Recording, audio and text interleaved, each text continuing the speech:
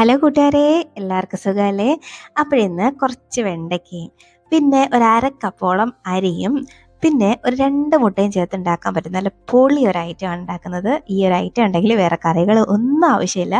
അപ്പോൾ ഇതെങ്ങനെ ഉണ്ടാക്കുന്നത് കണ്ടു നോക്കാം. അതിന് മുന്നേ ചാനൽ ഇതുവരെ സബ്സ്ക്രൈബ് ചെയ്ത് ആരെങ്കിലും കാണുന്നുണ്ടെങ്കിൽ പ്ലീസ് സബ്സ്ക്രൈബ് ചെയ്ത് സപ്പോർട്ടോടെ ചെയ്തേക്കണേ. അപ്പോൾ ഇത് ഉണ്ടാക്കാൻ വേണ്ടിയിട്ട് ആദ്യം നമുക്ക് കുറച്ച് ഐറ്റംസ് ഒക്കെ ഒന്ന് ഡ്രൈ റോസ്റ്റ് ചെയ്ത് എടുക്കണം. അതിന് വേണ്ടിയിട്ട് ഒരു പാനിലോട്ട് ഒരു 2 ടേബിൾ സ്പൂൺ നിലക്കടല ചേർത്ത് കൊടുക്കുന്നുണ്ട്.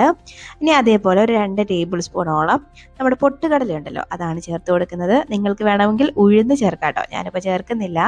ഇനി ഇതിലേക്ക് ഒരു 2 വറ്റൽമുളക് ചേർത്ത് കൊടുക്കുന്നുണ്ട്. ഇനി ഒരു 2-3 അല്ലി നമ്മുടെ വെളുത്തുള്ളി ഉണ്ടല്ലോ, അത് അതേപോലെ തന്നെ അങ്ങ് ചേർത്ത് കൊടുക്കുന്നുണ്ട്. ഒരു 4-5 എടുത്തിട്ടുണ്ട് ഞാൻ. ഇനി ഇതെല്ലാം കൂടെ നല്ലപോലെ നമുക്ക് റോസ്റ്റാക്കി എടുക്കാം. തീ വളരെ കുറച്ച് വെച്ചിട്ട് വേണം ഇതൊന്ന് റോസ്റ്റാക്കി എടുക്കാൻ. ഇതൊന്നും കരിഞ്ഞു പോകരുത് കേട്ടോ. അപ്പം ചെറുതായിട്ട് ഇതിൻ്റെ കളറൊന്ന് മാറി വരണം, അതുവരെയും നല്ലപോലെ നമുക്ക് റോസ്റ്റാക്കി എടുക്കാം. ഇപ്പോൾ ദാണ്ട ഇതിൻ്റെ കളറൊക്കെ ഒന്ന് മാറി വന്നിട്ടുണ്ട്. കാണുമ്പോൾ തന്നെ നിങ്ങൾക്കൊന്ന് മനസ്സിലാവും. ഈ ഒരു സമയമാകുമ്പോഴേക്കും ഇതിലേക്ക് ഒരു അരക്കപ്പോളം തേങ്ങ ചിരകിയത് ചേർത്ത് കൊടുക്കാം. ഇനി ഇത് എല്ലാം കൂടെ നല്ലപോലെ നമുക്ക് മിക്സ് ആക്കി എടുക്കണം. ഈ തേങ്ങയൊന്നും കളറ് മാറുന്ന വരെ ഒന്നും വറുത്തെടുക്കണ്ട. ജസ്റ്റ് ആ തേങ്ങയുടെ പച്ചമണമൊക്കെ ഒന്ന് മാറി വരുമല്ലോ, ആ ഒരു സ്റ്റേജ് വരെ മാത്രം മതിയാവും. അപ്പോൾ അതുവരെ നമുക്കൊന്ന് വഴറ്റിയെടുക്കാം. ഈ ഒരു ഐറ്റം നിങ്ങൾ അധികം ആരും ട്രൈ ചെയ്തിട്ടുണ്ടാവില്ലെന്നാണ് എൻ്റെ ഒരു വിശ്വാസം. പൊള്ളി ടേസ്റ്റ് ആണ് കേട്ടോ. അപ്പോൾ അതാണ്ട് നല്ല പോലെ ഞാനൊന്ന് വഴറ്റിയെടുത്തിട്ടുണ്ട്. ഈ ഒരു സമയമാകുമ്പോഴേക്കും ഇതിലേക്ക് ഒരു 1/4 ടീസ്പൂണിൽ താഴെയായിട്ട് മഞ്ഞൾപ്പൊടി ചേർത്ത് കൊടുക്കാം. ഇനി 1 ടീസ്പൂണൊക്കെ മുളക് പൊടിയും ചേർത്ത് കൊടുക്കുന്നുണ്ട്. നല്ല എരിവ് കുറഞ്ഞ കാശ്മീരി ചില്ലിയാണ് ചേർത്ത് കൊടുക്കുന്നത്. ഇനി ഈ ഒരു പൊടികളുടെ പച്ചമണം ഒന്ന് മാറുന്നവരെയും നല്ലപോലെ വീണ്ടും ഒന്നും കൂടെ ഒന്ന് വഴറ്റിയെടുക്കാം. ഇതിലേക്ക് നമ്മളിനി വേറെ പൊടികളോ ഒന്നും ചേർക്കുന്നില്ല. ആകെപ്പാടെ ഇത് മാത്രമേ ചേർക്കുന്നുള്ളൂ. അപ്പോൾ വീണ്ടും നല്ലപോലെ ഞങ്ങൾ വഴറ്റിയെടുക്കുന്നുണ്ട്.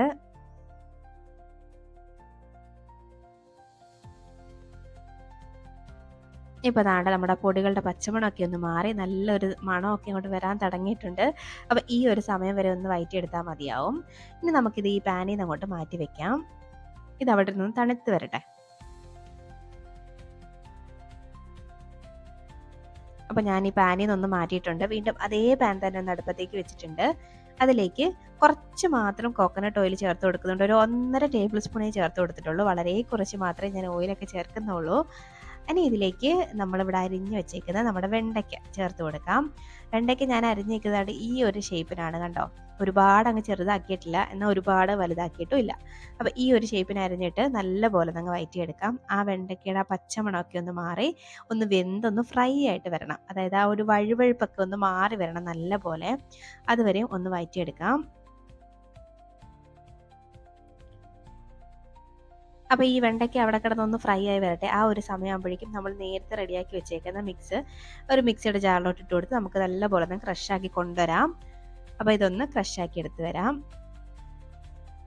താണ്ട ഇതുപോലെ ഒന്ന് ക്രഷാക്കി ഇതങ്ങോട്ട് മാറ്റി വെക്കണേ. ഇതാണ്ട് നമ്മുടെ വെണ്ടയ്ക്കൊക്കെ താണ്ട് അത്യാവശ്യം ഒന്ന് ഫ്രൈ ആയിട്ട് വന്നിട്ടുണ്ട്. വഴുവഴുപ്പൊക്കെ ഒന്ന് മാറി കളറൊക്കെ ഒന്ന് ചേഞ്ച് ആയിട്ട് വന്നിട്ടുണ്ട്. ഇപ്പോൾ ദാണ്ട കണ്ടോ വെണ്ടയ്ക്കൊക്കെ നല്ലപോലെ അങ്ങ് ഫ്രൈ ആയി വന്നിട്ടുണ്ട്. അപ്പോൾ ഈ ഒരു സ്റ്റേജ് എത്തുമ്പോഴേക്കും ഈ വെണ്ടയ്ക്ക നമുക്ക് ഈ പാനിൽ നിന്നൊന്ന് മാറ്റി വെക്കാം.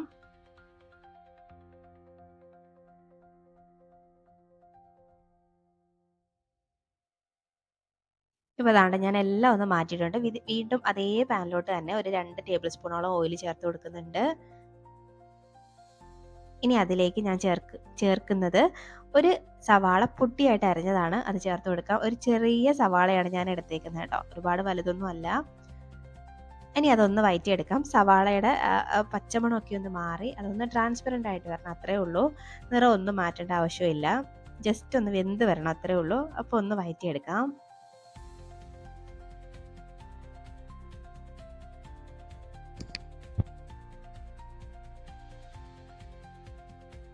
ഇപ്പൊ സവാളയൊക്കെ നല്ലപോലെ ഒന്ന് വഴണ്ട് വന്നിട്ടുണ്ട്, നല്ലപോലെ ഒന്ന് വെന്ത് വന്നിട്ടുണ്ട്. അപ്പൊ ഈ ഒരു സ്റ്റേജ് വരെ ഒന്ന് വഴറ്റിയെടുത്താൽ മതി. ഇനി നമുക്ക് ഈ സവാള എല്ലാം ഒരു സൈഡിലോട്ട്, പാനിന്റെ ഒരു സൈഡിലോട്ട് അങ്ങോട്ട് നീക്കി വെക്കാം. അപ്പം ഇപ്പം നിങ്ങൾ ഉപയോഗിക്കുന്നത് നോൺ സ്റ്റിക്കിൻ്റെ പാൻ അല്ലെങ്കിൽ കുറച്ച് എണ്ണയും കൂടെ ഈ ഒരു സമയം ഈ സൈഡിലൊന്ന് ഒഴിച്ചു കൊടുക്കേണ്ടി വരും. ഇത് നോൺ സ്റ്റിക്ക് അതിൻ്റെ പേരിൽ ഞാനൊന്നും ഒഴിക്കുന്നില്ല. ഇനി ഇതിലേക്ക് ഒരു 2 മുട്ട ഞാനൊന്ന് പൊട്ടിച്ചൊഴിക്കുന്നുണ്ട്.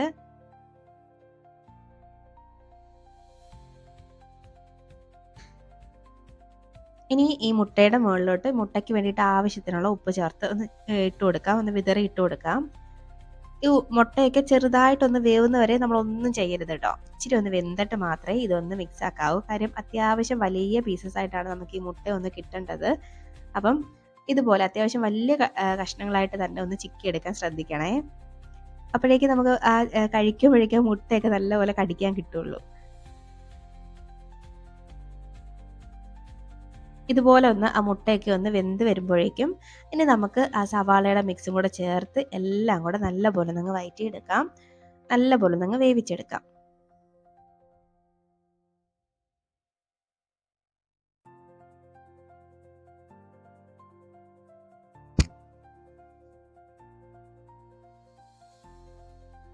ഇപ്പോൾ ദാണ്ട മുട്ടയും സവാളയും എല്ലാം നല്ലപോലെ ഒന്ന് മിക്സായി നല്ലപോലെ വെന്ത് വന്നിട്ടുണ്ട്. ഈ ഒരു സമയമാകുമ്പോഴേക്കും ഇതിലേക്ക് ഞാൻ കുറച്ച് കറിവേപ്പില ചേർത്ത് കൊടുക്കുന്നുണ്ട്.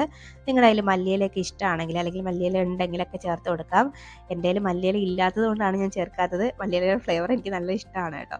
അപ്പോൾ ഇതിനകത്ത് നമ്മൾ ഫ്രൈ ആക്കി വെച്ചേക്കുന്ന വെണ്ടയ്ക്ക ചേർത്ത് കൊടുക്കുന്നുണ്ട്. പിന്നെ നമ്മൾ റെഡിയാക്കി വെച്ചേക്കുന്ന ആ ഒരു പൊടി ഉണ്ടല്ലോ, അതും കൂടെ ഇട്ട് കൊടുക്കാം. ഞാൻ മൊത്തം ഇട്ടിട്ടില്ല, കുറച്ച് ഞാൻ മാറ്റി വെച്ചിട്ടുണ്ട്. ഇനി എല്ലാം കൂടെ ഒന്ന് മിക്സ് ആക്കി എടുക്കാം. ഇത് ഇങ്ങനെ തന്നെ കഴിക്കാൻ നല്ല ടേസ്റ്റാണ് കേട്ടോ. പക്ഷെ നമ്മുടെ ഉദ്ദേശം അതല്ലല്ലോ, അതുകൊണ്ട് നല്ലപോലെ തന്നെ മിക്സ് ആക്കി എടുക്കുന്നുണ്ട്. അപ്പോൾ നമ്മൾ ഇതിൽ ഒന്നിലും നമ്മൾ ഉപ്പ് ചേർത്തിട്ടില്ല, മുട്ടയ്ക്ക് മാത്രമേ നമ്മൾ ഉപ്പ് ചേർത്തിട്ടുള്ളൂ. അപ്പോൾ ഈ മസാലയ്ക്ക് ആവശ്യത്തിനുള്ള ഉപ്പ് നമുക്ക് ഈ സമയം അങ്ങോട്ട് ഇട്ട് കൊടുക്കാം. ഇനി വീണ്ടും നല്ലപോലെ ഒന്ന് മിക്സ് ആക്കി എടുക്കാം.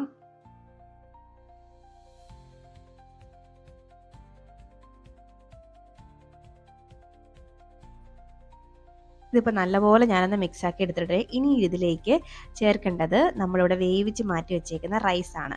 അപ്പോൾ ഞാൻ അരി വേവിക്കുന്ന വീഡിയോ ഇട്ടിട്ടില്ല, അപ്പോൾ അതൊന്നും കാണിക്കേണ്ട ആവശ്യമില്ലല്ലോ, എല്ലാവർക്കും അറിയാവുന്നത് തന്നെ. അപ്പോൾ ഞാനിവിടെ ചേർക്കുന്നത് പൊന്നിയരിയാണ് കേട്ടോ, ഉപ്പിട്ട് വേവിച്ചെടുത്തതാണ്.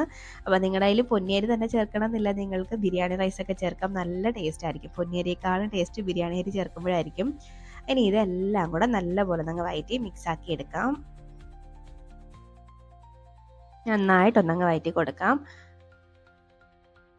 നല്ലൊരു മണവും രുചിയും ഒക്കെ ഉള്ളൊരു റൈസാണ് കേട്ടോ ഇത്. ഇതിൻ്റെ കൂടെ പ്രത്യേകിച്ച് ഒരു കറികളും ആവശ്യമില്ല. പിന്നെ ഈ വെണ്ടയ്ക്ക കഴിക്കാത്തവർ വരെ ഇത് കഴിച്ചു പോകും കേട്ടോ, നല്ല ടേസ്റ്റാണ്. അപ്പോൾ ഈ സമയം നോക്കിയിട്ട് നിങ്ങൾക്ക് ഉപ്പൊക്കെ കുറവുണ്ടെങ്കിൽ ചെക്ക് ചെയ്തിട്ട് ഉപ്പൊക്കെ ചേർത്ത് കൊടുക്കാം. ഇനി ഇതിലേക്ക് ഞാൻ ചേർക്കുന്നത് നമ്മൾ കുറച്ച് പൊടി മാറ്റി വെച്ചില്ലായിരുന്നോ, അതും കൂടെ ഞാനൊന്ന് ഇട്ട് കൊടുക്കുന്നുണ്ട്. അപ്പോൾ ഇതുപോലെ ആവശ്യമുണ്ടെങ്കിൽ മാത്രം ഇത് ചേർത്താൽ മതി. അപ്പോൾ ആവശ്യത്തിനൊക്കെ പൊടി ചേർത്ത് കൊടുത്താൽ മതി. ഇനി വീണ്ടും നല്ലപോലെ അങ്ങ് മിക്സാക്കി കൊടുക്കുക. അപ്പം നമ്മുടെ പരിപാടി ഇവിടെ ഏകദേശം കഴിഞ്ഞു കേട്ടോ. അപ്പം നല്ല ടേസ്റ്റി ആയിട്ടുള്ള ഒരു റൈസ് ഇവിടെ റെഡി ആയിട്ടുണ്ട്. ഇനി നമുക്കിതൊരു 5 മിനിറ്റ് ലോ ഫ്ലെയിമിൽ വെച്ചൊന്ന് അടച്ച് വെച്ചിട്ട് വേവിക്കാം. ആ മസാലയൊക്കെ റൈസിലോട്ട് നല്ലപോലെ നമുക്ക് പിടിക്കട്ടെ. അപ്പോൾ ഒന്ന് അടച്ച് വെച്ച് ഒരു 5 മിനിറ്റ് ലോ ഫ്ലെയിമിൽ വെക്കാം. ഇപ്പോൾ ദാണ്ട ഒരു 5 മിനിറ്റ് കഴിഞ്ഞിട്ടുണ്ട്. അപ്പോൾ നമ്മൾ ടേസ്റ്റി ആയിട്ടുള്ളൊരു വെണ്ടയ്ക്ക മുട്ടച്ചോറ് ഇവിടെ റെഡി ആയിട്ടുണ്ട്. അപ്പോൾ നിങ്ങൾ ഇതുവരെയും ഇങ്ങനൊരു വെറൈറ്റി റൈസ് ഉണ്ടാക്കി നോക്കിയിട്ടില്ലെങ്കിൽ ഉണ്ടാക്കി നോക്കണം. ഉറപ്പായിട്ടും നിങ്ങൾക്ക് ഇഷ്ടമാവും. കുട്ടികൾക്കൊക്കെ ലഞ്ച് ബോക്സിലൊക്കെ കൊടുത്തുവിടാൻ പറ്റിയ ഐറ്റമാണ്. പിന്നെ മടി പിടിച്ചിരിക്കുന്ന ദിവസങ്ങളിൽ നമുക്ക് കഴിക്കാൻ നല്ലതാണ് കേട്ടോ. വേറെ കറികളൊന്നും ആവശ്യമില്ല. ചുരുക്കം ചില ഐറ്റംസ് വെച്ച് മാത്രമാണ് നമ്മളിത് ഉണ്ടാക്കിയെടുത്തേക്കുന്നത്. അപ്പം നിങ്ങൾ വീഡിയോ ഇഷ്ടമായി ലൈക്ക് ചെയ്യാൻ മറക്കരുത്. വീഡിയോ ട്രൈ ആക്കി നോക്കണം. എന്നിട്ട് നിങ്ങളുടെ അഭിപ്രായങ്ങൾ കമൻറ്റ് ബോക്സിൽ അറിയിക്കണം കേട്ടോ. അപ്പോൾ ഇനി ഒരു റെസിപ്പിയുമായിട്ട് വീണ്ടും കാണാം. അതുവരേക്കും ബൈ. Thanks for watching.